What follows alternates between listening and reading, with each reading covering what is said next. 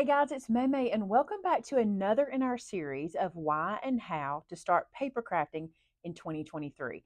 Today, I thought I would pause for a moment and address all your questions and comments from the last 3 episodes in the series. There's been a lot, they've been kind of piling up, and rather than just letting them keep adding up, I thought this would be a good video for us to do that. So, I'm going to answer some questions. I have a lot here, we have several that we need to talk about. And I think this may even answer some more questions for you guys.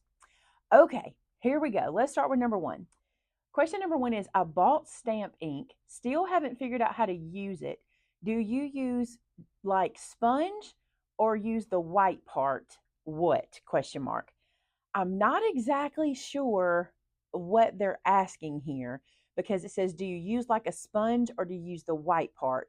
But what I will say is, if you're using a traditional stamp ink pad, you will ink in one of two ways. You'll either take the stamp to the ink pad, so you'll just open up the ink pad and then you will just take your stamp on the block and take it right to the ink pad, or you can turn the stamp up on your work surface, take your ink itself, flip it upside down in your hand, and then pat the ink on top.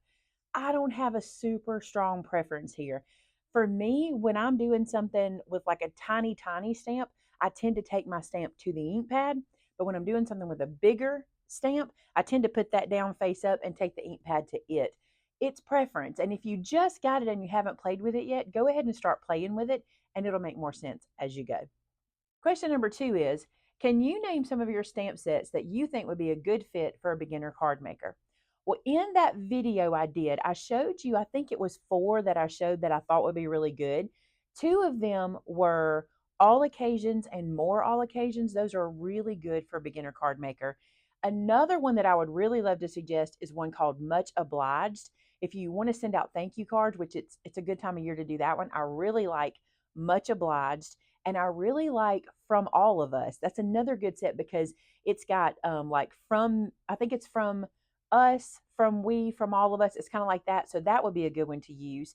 And then any of the stamp sets that you see that can be multi-use, like our tag sets, because you can make a tag, but you can also stamp those sentiments on other things. And I feel like the builder sets, like we've got the basket builder, our little wagon builder. It's called Wheelie Fun Wagon or Wheelie Full Wagon. Those are really good sets because they're very universal. But to make things easy on you, on our website, we have a collection on our store called Maymay Stamps. You can head right there. You can see the whole list of all of my stamps and you can look at them and see which ones work for you. But those are some of my favorites. Question number 3. Will you be doing any sewing videos or selling anything sewing related in your store? I won't be doing any sewing videos on this channel for sure. Any that I will be doing, I will probably put either on my Instagram that I've created just for sewing, or I might, and I doubt it, but I might make another channel for sewing. I don't know. It's possible that I will, but if I do, it won't be anytime soon. I really don't have the time to do more filming. But my Instagram is a place where I can kind of do quick little reels and show you things that I'm doing. So you can follow me there. It's Maymay Sewed It. Shocker, right? And we'll put the link to that in the description below. Right now, I just have a couple posts up, but my thought for that Instagram would be at least a place for me to share a little bit of what I'm doing. Who knows? We might even do like a sewing group on Facebook or something like that. But at this point in time, I don't see me doing a YouTube.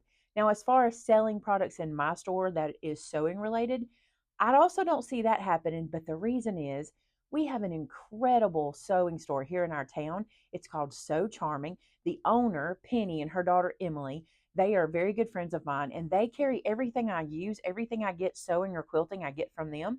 And they also sell online. So I would encourage you to go check them out. I'm working with them right now to do a little more online for you guys, like some classes and things like that. So there's a lot coming in the future, but I would refer you to Penny and Emily. And they're a lot like me. They're a mom and pop shop. They're literally a mom and daughter shop. And they offer a lot of things, and they're willing to hear from you of stuff you might want them to carry, and they'll be happy to do that. So that's kind of where our sewing product will come from as far as when I'm using sewing product on my other channels. Okay. So very early stages. I don't know where that'll go. My son Josh said to me, Mom, you really should start a sewing channel. I'm like, I know, Josh, but I do so much filming as it is that I don't really know how I could squeeze it in. But who knows? It might happen one day. This question is, what is a Crocodile tool? This is such a fun tool that I have in my stash that I want to tell you why I think it's so fun. So I got this Crocodile and I knew it as a hole punch. That's what I knew it as, and that's what I used it as. Tamitha will put a picture of the Crocodile up in here for you guys to see. Um, but I discovered, and I mean, I had mine for many, many years before I learned how to use the eyelet feature because it also is an eyelet setter. So it does hole punches, two different sizes, and it sets eyelets. I'm trying very hard not to say eyelet because that's Southern. So I'm trying to say eyelet for you guys so you can understand what I'm saying. But if I do translate and go eyelet, that's what I mean. Okay. But I love this tool so much. And just recently, I filmed a complete video front to back on how to use your Crocodile, and we'll link that one in the description because it'll explain it in much better detail. So, this question I feel like is kind of a video in and of itself and maybe even part of the series. So, I want you to know I've seen it, I want to acknowledge it, and I want to let you know that the answer is coming. But it says this: I need to know techniques, their names, etc. I'm fascinated by them, but I don't even know the various names to look them up. I also need help with layering. So the techniques that they're referencing here in this, from what I understand, is like fancy fold techniques, different ways to make cards with folds and interactive designs, and probably also some techniquey stampy stuff, like different ways you can use your stamps and different techniques. And honestly, I would really like to, after this series is over, our Monday night series, kind of head into that as another series because I do believe that a lot of us YouTubers over time have kind of put some of those techniques on the back burner that we really need to bring forward and show you guys again. I know a lot of people still use them and they kind of talk about them in their videos, but I think it'd be nice to have a place where we could just kind of do a standalone video for this technique, etc. So tell me in the comments of this video, would you like to see standalone videos for different techniques, be it fancy fold or inking or stamping, etc.? But it is coming. And layering is a huge question that we get: how to layer, what are the sizes of layers, and things like that. I want to bring that video to you. If you don't want to wait, okay, my video class called Greeting Card 101, which so many of you have started taking again and are messaging me and telling me how much you're learning and how much you appreciate it. And I want to say to you how much I appreciate you watching my video. I appreciate that so much. But that one talks about layering, and I even give you a printable guide for layering in that one. So until I get to the video, if you're interested in that, we'll link it below.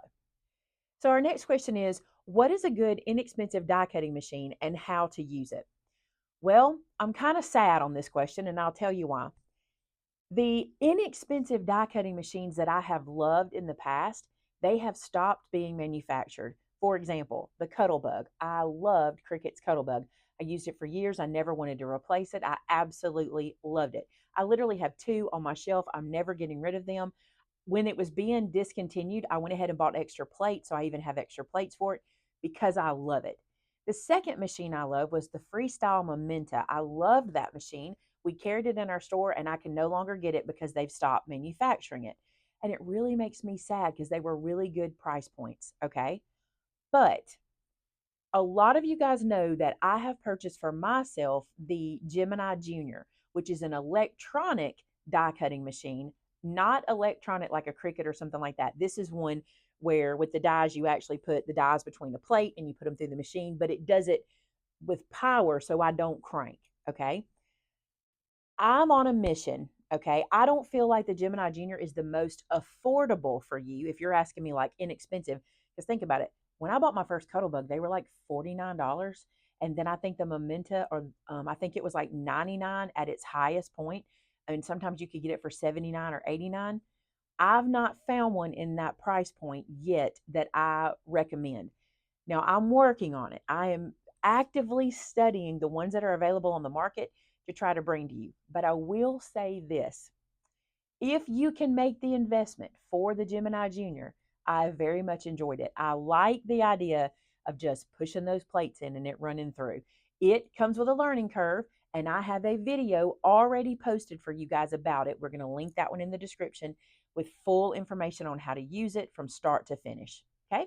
So bear with me as I try to find us a good, affordable crank option. But in the meantime, the Gemini Junior is available. We carry it in the store. And a lot of times we put it on sale, by the way. So watch for one of our sales. Or when we have our coupon code sales, a lot of times it's usable on our with our coupon. So keep an eye out for that. So the next comment I want to address is one that's actually not on my list. And the reason it's not is because I did respond to it online, but I do feel like it needs its own place. It's a valid comment and I want to address it. So in my last video, which was the beginner supplies and the things I recommend for beginner crafters to use, the comment was they felt like the video was good and informative, but they felt like I had done a disservice to the beginners by not doing individual demos of each product I had recommended. And they understood that that would make the video last longer, but they felt like the video would be of more value if I had done that.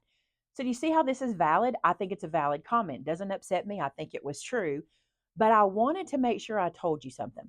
The reason I didn't do that in that video, number one, I would have had to part that out, meaning it would have had to be beginner stamping in a video, wait a week, beginner card making in a video, wait a week, beginner album making in a video. Do you see what I'm saying? And also, because all of the products that I was showing you in the video, I already have full tutorials on them, how to use those products, the scoreboard, the MISTI, stamping, inking. I have full videos, free videos on my YouTube channel. You don't have to purchase to learn how to use those things. I have taught it over and over, every single one of those. So what we tried to do was put together a playlist that was linked in the description of that video so you could go catch those full tutorials and understand how each of those products work.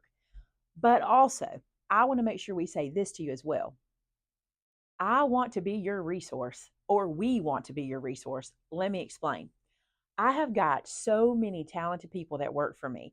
Tamitha, we call her the link queen. If there's a video or there's a tutorial you're looking for from my channel, she is your go-to. You can email her, Tamitha at MaymayMadeIt.com, and she can answer any question about a video you've been looking for better than any of us can. Okay. Secondly, we have an email called info@MaymayMadeIt.com. This email goes to Jasmine. And what I love that Jasmine does every morning is this. When I come in the office, I go up front and I work with everybody in the morning. And she says, before you leave the office, before I leave her office and head to mine, I've got some questions for you. And what she does is she compiles emails that have questions just for me. She asks me the questions, I give her the answers, and she responds. And we make sure we do that with every email. So if you've ever emailed and said, Maymay mentioned this or that, can you clarify or can you clear this up? Jasmine makes sure I do, and we get that email answered. Okay. So I want to be your resource. Reach out to us. If you don't know how to use a tool, if you don't know where to find something, if I've confused you in any way in a video, please reach out. info@MaymayMadeIt.com and we'll get you answered. When going on a business trip or longer vacation time, what do you recommend for paper crafting to take with you? Well, I think what will work really well is when you're packing. Do you know how when you pack for your trip, your clothing? I don't know if you do this, but this makes sense to me when I pack. I think about my days I'm going to be gone, and then I plan my outfits for those days, and then I pack the outfits for those days, if that makes sense. I think the best thing to do with your crafting is kind of do it the same way. I would pick a project I want to complete, or two or three, depending on the length of time you're there. And then I would sit down with that project and basically make myself a kit. I would go, I need to make sure I take this or this or this so that you know when you go, you can complete these particular projects. I bring this to you because I think about the people that travel to our crops because we do in-person crops. And when crafters come to them, I go to their table and I love to see what they brought with them. And more times than not, the crafters that get the most accomplished are the ones who brought the supplies for the craft they're making, or they planned their craft in advance. For example, at our last event, Crafting in the Country, we had one subscriber who brought a lot of stuff. Okay. She set her station up. It was beautiful. If you saw the videos, it was absolutely the most beautiful place. I just wanted to sit and play. She made almost 80 cards over the weekend that she was there because she brought the supplies for that craft. So it's not so much what all should I take in case I need it. It's more, I want to make this project. What do I need to take with me to make that happen? And if you do it that way, even make lists, write it down. Imagine when you're writing down the list what you would need step by step and write those things down. And I think it'll help you in your packing. I love this question. How do you use the SVG files that come with your stamp set? I have a video already explaining this to you. We're going to link it in the description so you can have that video. I'm sure that Tamitha responded with the video link to this too. She typically does that. But I want to be sure I say this to you, okay? My SVGs are different, and here's how they are different. They are not files you have to download. I didn't want to do that. I don't like the process of downloading a file, finding the file, opening the file, uploading the file. Does this make sense? What we do with our SVGs is we basically just make them an image, sort of, okay? So when you watch my video on how to use my SVGs, you'll see that all you do is click on the link for my SVG, and my SVG will open up on your computer. You right click it and save it, and that's all there is to it. You now have it. Then when you go to your electronic cutting software, you just upload that image. It's so easy, seamless, and quick. You don't have to resize them, anything. They are ready to go. So we'll make sure we link that video to you, but I want you to hear that we try to make it super, super easy, and I think they really are.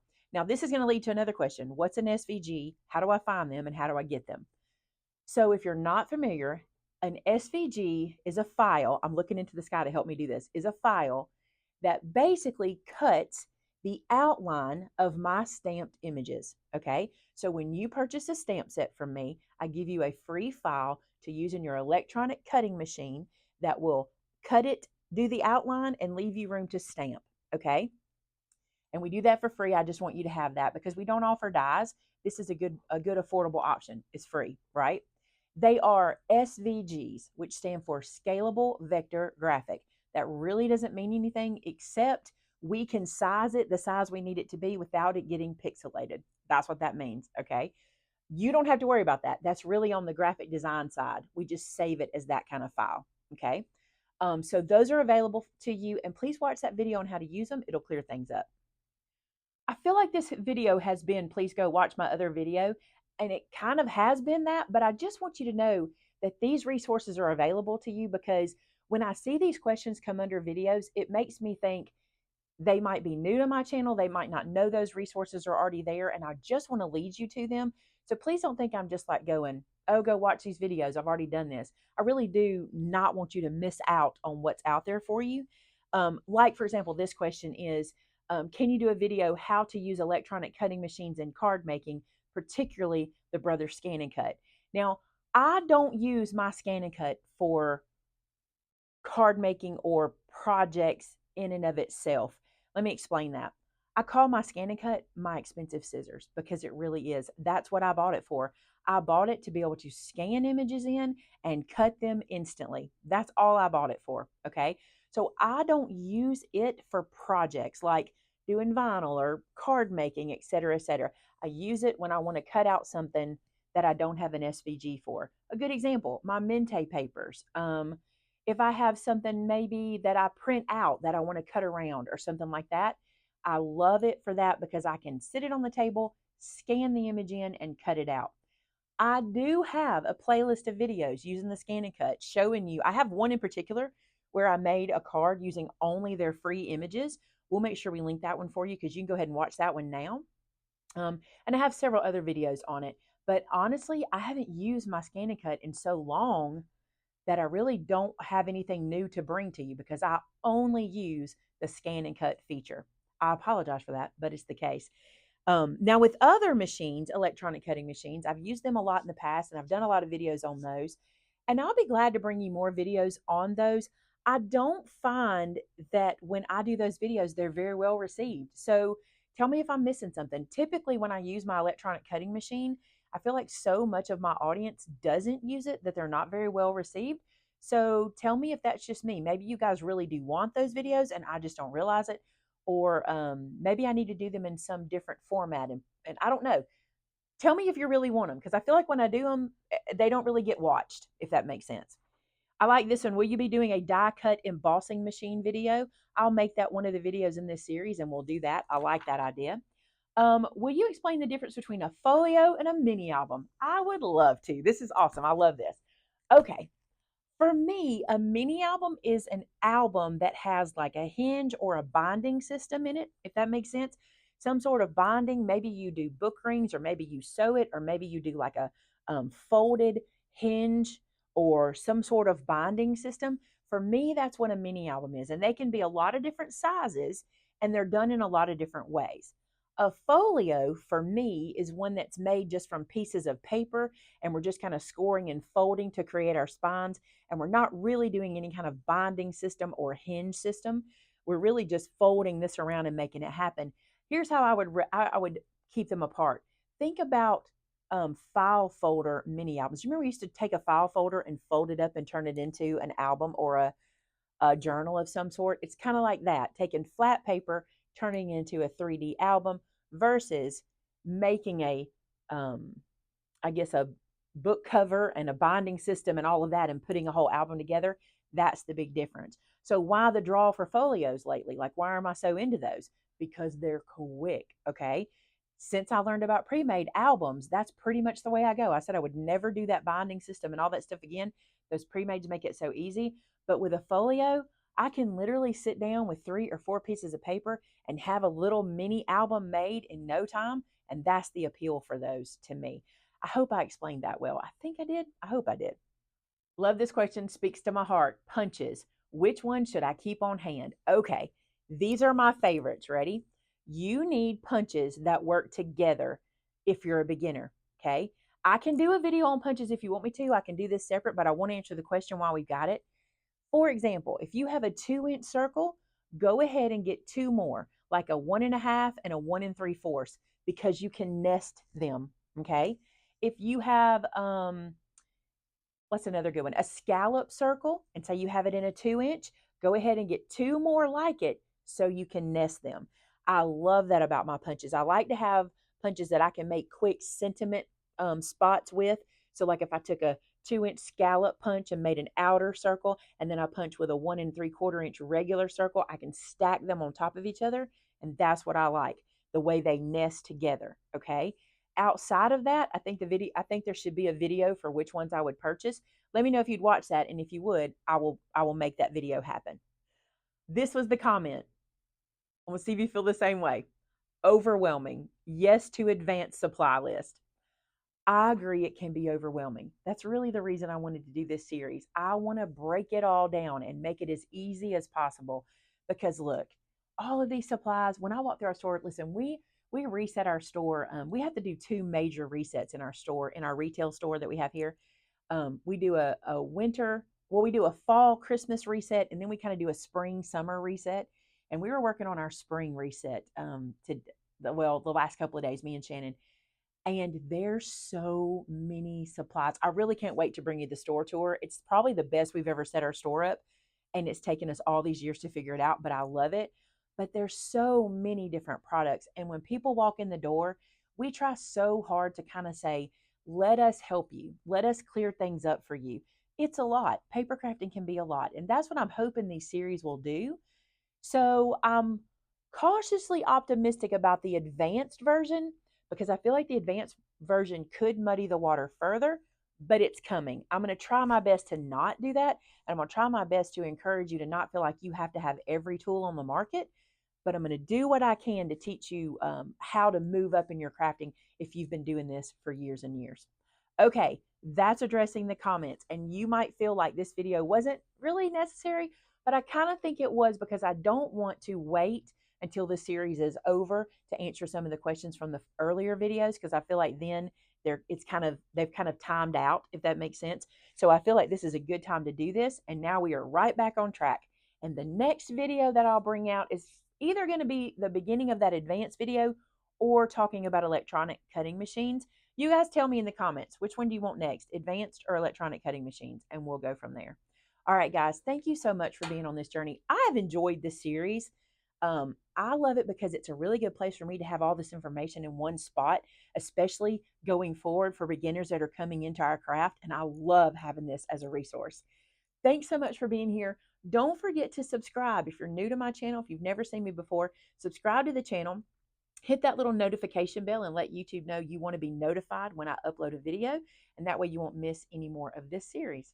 Thanks so much for being here today, and until next time, bye guys.